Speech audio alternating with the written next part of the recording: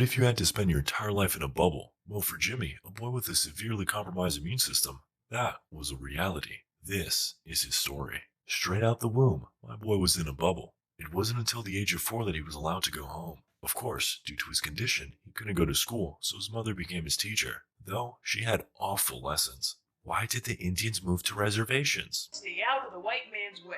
Whoa, that is not cool. But don't tell Twitter. Despite the bubble, one could say he had a mostly normal childhood. His mother cared for him, made him yummy food, and even dealt with his bubble bullies. You might be wondering how he got food in and out of his bubble. Well, the folks at NASA were kind enough to lend a helping hand. They developed a decontamination unit right into his bubble. This allowed him to eat his mom's delicious home-cooked meals. Nothing could beat Mom's homemade, vitamin-rich, soy-based, germ-free, fat-free fiber cookies. Wait, he's a soy boy. Some years pass, and Jimmy's all grown up. Then, one day, a girl moved in next door, Chloe. For Jimmy, it was love at first sight, though he was conflicted about his feelings due to his mother's teachings. Pinocchio came out of his plastic bubble, touched the filthy little next door, and died.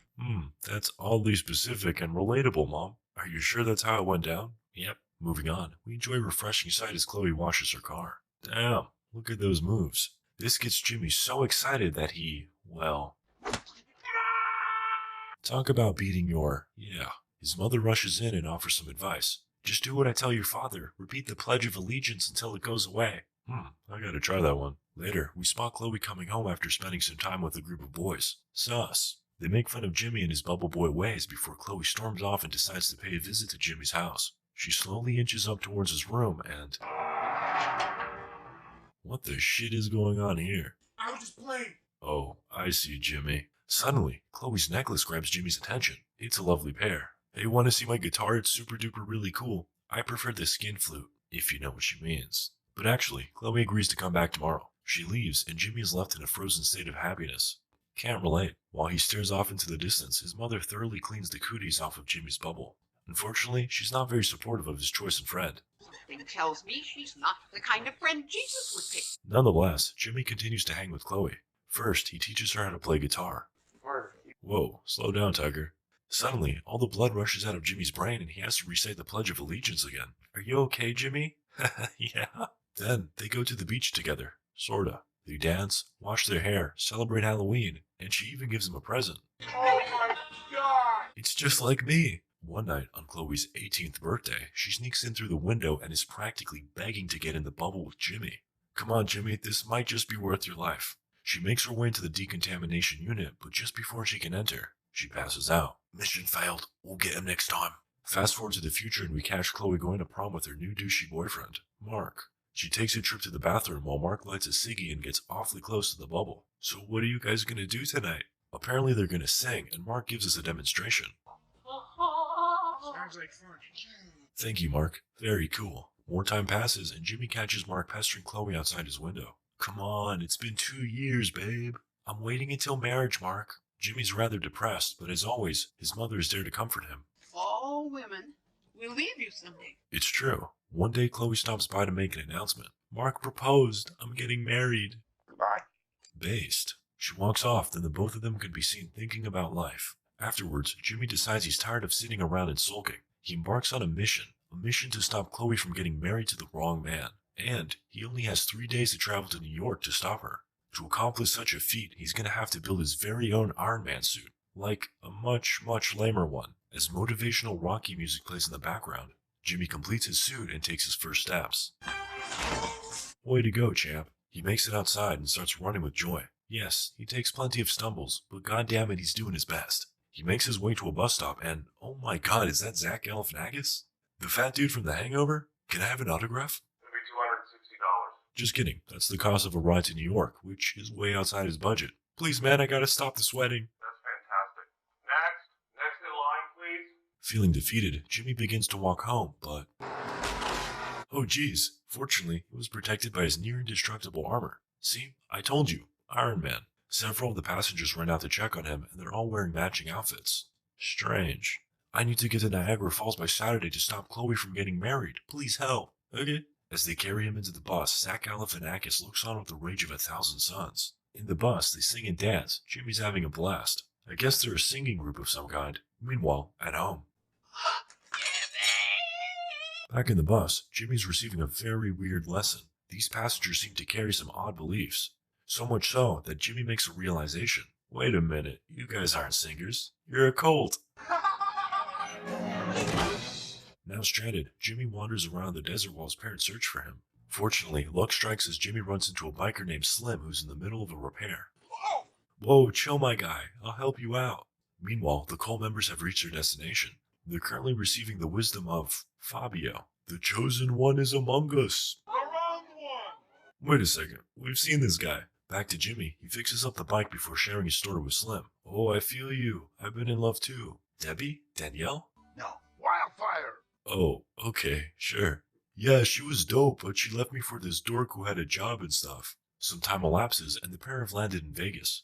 They enjoy the sights, gamble, and Jimmy even takes a ride in the crowd. It was a fun side mission, but it's time to get back to business. Jimmy tries his luck at winning a scooter and actually pulls it off. As he rides off, we see that his parents have been closing in this entire time. Saddened by his sudden departure, Slim searches for Jimmy. He ends up running into the cult, who are also in search of the chosen one. Hey, you are the jerks that left my boy behind. They drive off, and in the process, run over poor Slim's bike.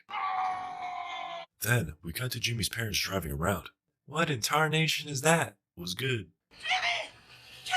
Jimmy pulls back, but his parents make chase. Though, my boy gets launched into a nearby train. He passes out and awakens the next morning to find a ragtag group of circus freaks surrounding him. Is that my boy Beetlejuice? Naturally, Jimmy is quite excited and inquisitive, but his new friends tell him to keep quiet or he'll incur the wrath of the Doctor, their leader. Suddenly, the train stops and Jimmy is jettisoned out. The formidable leader stares him down, but Jimmy's all laughs. Why are you so many? Girls when you're under 6 foot. I'm not many. Boys when they're under 6 foot. Anyway, Mini-Me offers Jimmy a job, but he declines, citing his mission for love. No one will love you, Bubble Boy. Take my card. What's so wrong about my bubble? Then, he eats him. Oof, he ain't looking so good. Bye! While Jimmy walks off, the freaks follow him, declaring him their new leader. Leave me the heck alone, guys. Okay. Moving on, Jimmy gets a new whip, but this isn't going to last him long. He needs something with a motor. In search of such an elusive vehicle, he finds himself in a bar where he spots an Indian man being harassed by a bunch of meanie pants. Soon, they turn their attention to Jimmy and question his bubble. Well, you see, I was born without any immunities. What in tarnation is that?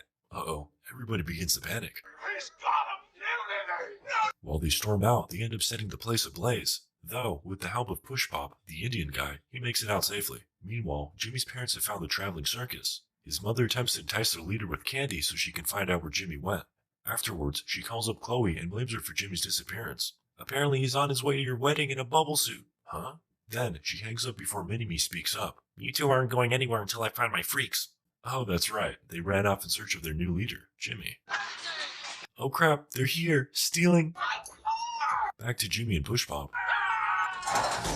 They end up running over a cow, an event that leaves Push Pop in shambles. Because while in America cows are hamburgers, they're sacred in India. It's a Hindu thing. Google it. Unfortunately, Jimmy is left alone once again as Push Pop stays behind tending to the cow. Though, he at least leaves our boy with a parting present. Ice cream. It's his first time. Wait, stop, don't do that. You're gonna get a brain freeze. Also, this happens.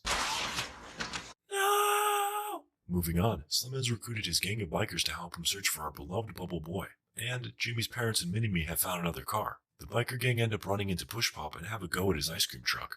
Then, out of nowhere, the cult people pull up and run over their bikes. While the gang chases after them, we cut to Chloe who's getting fitted in her beautiful wedding dress. If only she knew the absolute level of chaos being carried out in her name. Let's check in with Jimmy. Looks like he's made it quite far on his own, having stumbled into another town. Though, he's about ready to fast forward the rest of the trip. How much for a ride to Niagara Falls? $500. Oh, okay, I guess I gotta go on another side mission. Jimmy enters a club, which just so happens to be offering a $500 reward for the best dancer of the night. Convenient. Oh, hey, I saw the sign about the prize. You want $500? Everybody erupts with excitement as Jimmy's led towards a dance floor. Whoa, wait a second. This ain't a dance floor. Jimmy proceeds to battle it out in a mud-filled arena against two professional wrestlers. Meanwhile, Jimmy's parents, the Chili gang members, and, oh no, the cult members, they're closer than I thought. They snatch Jimmy up before he has a chance to hop in his ride. Fortunately, the freaks pull up just in time to witness his kidnapping. Jimmy is held hostage and nearly gets his bubble popped, which is a lot less fun than the fruit version of that statement. Before that could happen, Jimmy's circus friends pull up in disguises. They roll him the heck out of there, but end up running into the biker gang. No, Slim, these are my friends. It's okay. They got him brainwashed. Shortly after, a brawl breaks out between the three groups, but amidst the chaos, Jimmy's able to hitch a ride with the old man. They drive off into the night, and of course, the usual suspects are following. Wait a second, Mini-Me. What are you up to? You little shit.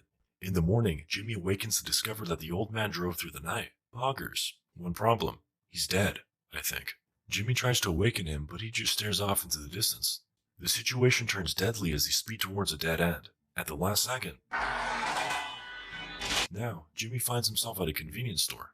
Convenient. He uses a payphone to call Chloe, but instead gets Mark. You're a freaking weirdo, bro. You can never have Chloe. The call ends, and Jimmy reflects on the sad state of his condition while friendly cashier flashes him a smile. At wit's end, Jimmy whips out Dr. Freaks, aka Mini-Me's business card, and gives him a call. Hey doctor, it's me, Jimmy. Jimmy! And with that, Jimmy gives up his location to his mom. Well, now we don't need you. Poor guy. Back in the store, Jimmy clumsily grabs himself a beer before pleading with the cashier. I just found a dead guy in the car and my parents are coming to pick me up and this is the girl I love's favorite beer. Can I, borrow it, please? Yeah, sure. Wow, awfully kind of that lady. Wait a second. Open the safe! Chop chop! Just outside, Jimmy sips away before his parents pull up. Then, him and his dad wait in the car while mom presumably takes a leak. I bet it was fun out there, huh, son? You know? Can you imagine if Neil Armstrong went to the moon but never stepped on the surface? And with those poignant words, his dad lets him go free. Ah! Soon after, Jimmy is running from his crazy mom when a whole ass plane pulls up. It's followed by the cult members, the gang members, and the circus members. My god, I wish I was this popular. Oh wait, I am. Seriously, thanks. Anyway, you wouldn't guess who the pilot is. Yep, the based boomer. Meanwhile on the ground, Slim ends up running into Jimmy's mom. Slim? Wildfire? Hey, this is awkward. Moving on. With the help of Poppy, Jimmy makes it to Niagara Falls, and he falls into the water. But that's okay. He eventually makes it to the wedding just in time. He declares his love for Chloe and emerges from his suit to share a kiss. Unfortunately, her cooties are fatal to him. Jimmy! Psych! Turns out that while he was born with a problem, it rectified itself a long, long time ago. Thanks, Mom. Could have told me that. The pair end up getting married and find themselves celebrating with all the wacky friends Jimmy made along the way. We got Push Pop, who somehow converted the occultist to Hinduism. $500 man. The circus freaks. And oh my god, what happened to his parents? And with that, Jimmy and Chloe lived happily.